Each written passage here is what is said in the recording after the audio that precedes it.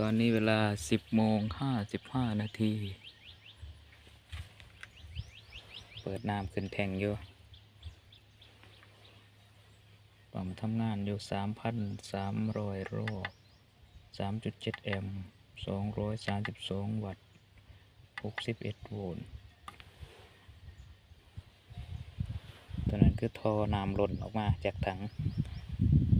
ท่อทั้งใต้ที่หล่นออกมา